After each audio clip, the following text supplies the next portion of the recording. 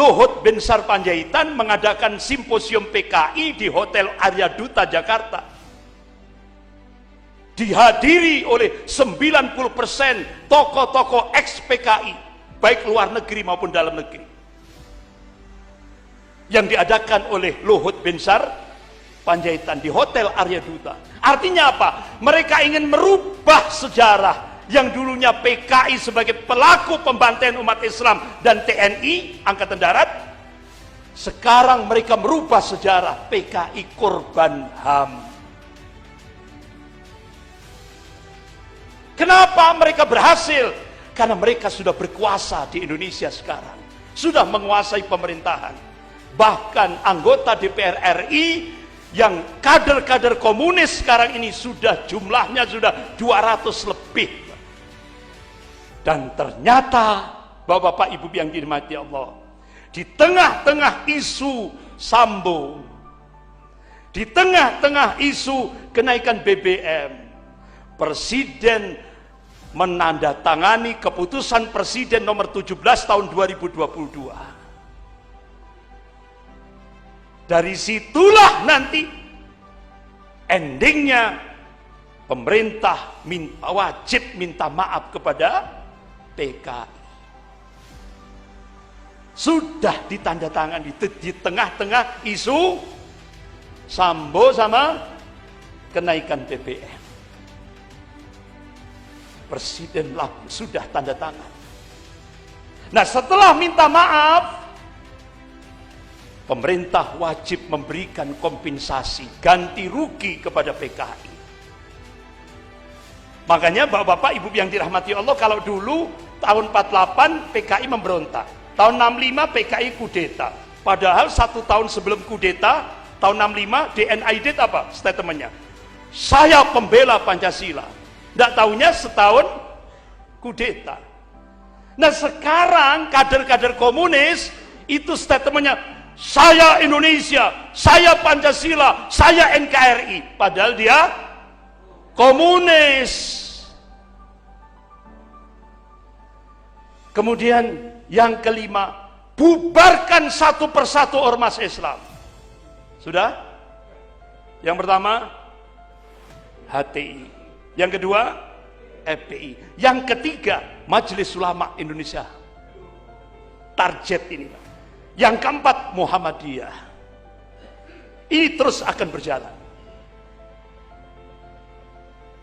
Bubarkan satu persatu ormas Islam. Ini agenda PKI gaya baru. Kemudian yang keenam, jatuhkan pemimpin muslim. Akhirnya diungkap oleh pengacara Pak Komarudin Simanjuntak, untuk menghabisi Anies Baswedan, Cina sudah menyiapkan 300 triliun untuk menghabisi Anies Baswedan. Alhamdulillah, akhirnya Kiai Sa'ad Ibrahim dari pimpinan wilayah Muhammadiyah Jawa Timur, alhamdulillah menggandeng Kiai Haji Marzuki Mustamar, pimpinan wilayah NU Jawa Timur. Solusinya untuk menghadapi PKI, NU Muhammadiyah harus bersatu. Alhamdulillah, akhirnya NU Muhammadiyah bersatu dimulai dari Jawa Timur. Dan alhamdulillah gayung bersambut, Kiai Haji Yahya Stakuf membangun ukhuwah, datang ke kantor PP Pusat Muhammadiyah, ditemui oleh Profesor Haidar Nasir. Jadi tingkat nasional NU Muhammadiyah bersatu, tingkat Jawa Timur NU Muhammadiyah bersatu, bahkan Kokam dengan Banser disatukan untuk menyatukan kekuatan umat ini menghadapi tantangan umat ke depan. Alhamdulillah, Magetan bersatu. Siap. Allahu Akbar.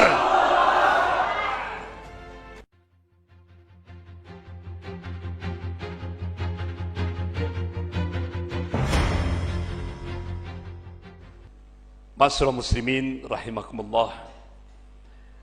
Siang hari ini kita mengkaji sejarah atau historis Sejarah dengan berbagai pelajaran yang dikandungnya teramat penting untuk kita kaji, untuk kita simak bersama. Ulama-ulama salaf, diantaranya Al-Imam At-Tabari rahimahullah, Ibnu Ishaq, Ibnu Sa'ad, dan ulama-ulama Ahlus Sunnah wal Jamaah yang lain telah menjadikan sejarah sebagai profesi ilmiah. Persoalan yang terjadi pada masa lalu perlu ditelaah untuk memahami problematika yang terjadi hari ini. Sehingga insya Allah kita bisa memahami mengapa peristiwa itu terjadi sekarang ini. Sebaliknya, seperti halnya ketika kita memahami kondisi kekinian, kontemporer, kita perlu setback, menengok sejarah.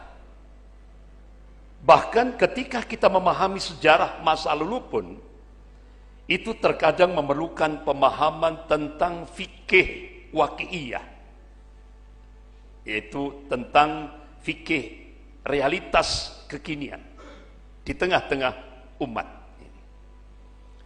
Bahkan Allah Subhanahu wa taala menyebutkan tentang hukum perulangan sejarah itu berlaku umum. Allah ingatkan dalam surah Al-Fat ayat 23. A'udzu billahi minasyaitonir rajim. Sunnatullahi allati qad khalat min qabl. Wa lan tajida sunnahi tabdila. Jadi sunnatullah itu berlaku sejak dulu, kata Allah. Dan kalian tidak akan pernah menemukan perubahan akan sejarah. Artinya apa? Allah Subhanahu wa taala yang menciptakan alam jagat raya ini.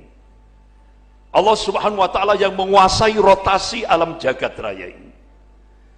Allah Subhanahu wa taala yang menciptakan, yang menghidupkan, yang mematikan makhluknya. Allah Subhanahu wa taala yang mengangkat derajat, yang menurunkan derajat.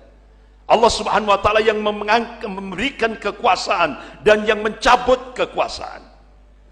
Allah Subhanahu wa taala yang meninggikan langit tanpa tiang ini mengabarkan bahwa sejarah itu akan berulang. Yang membedakan adalah warna dan kualitasnya.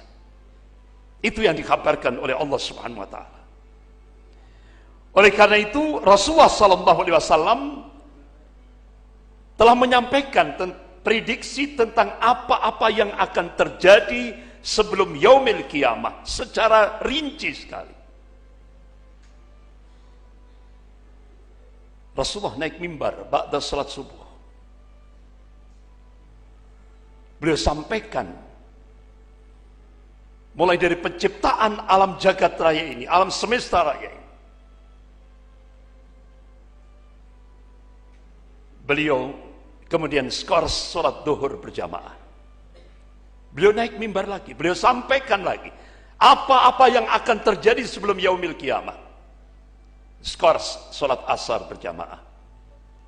Ba'da sholat asar Rasulullah naik mimbar lagi. Beliau sampaikan sampai menjelang maghrib. Dan itu bisa kita lihat secara rinci dalam kitab Al-Bidayah wa Nihayah yang ditulis oleh Al-Imam Ibnu Katsir rahimahullah. Bahkan sudah diterjemahkan dalam bahasa Indonesia, judulnya Huru Hara di Akhir Zaman. Karena kita hidup di akhir zaman. Kira-kira apa hikmah? Salah satu contoh saja. Rasulullah mengabarkan, qala Rasulullah sallallahu alaihi wasallam, yusiku an tada'alaikumul ummamu min kulli ufukin. Hampir-hampir kata Rasulullah, umat-umat kafir itu saling menyeru, saling mengajak-ngajak untuk menyerang kalian min kulli ufukin, dari segenap arah, dari segenap penjuru. Kama tada'a al-akalatu ala qas'atiha. Kalian kata Rasulullah seperti makanan di atas nampan yang jadi rebutan orang-orang yang lapar. Ini bahasa kinayah, kiasan, perumpamaan.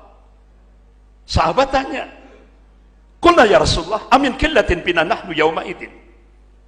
Wahai Rasulullah, Apakah posisi kami pada saat itu minoritas?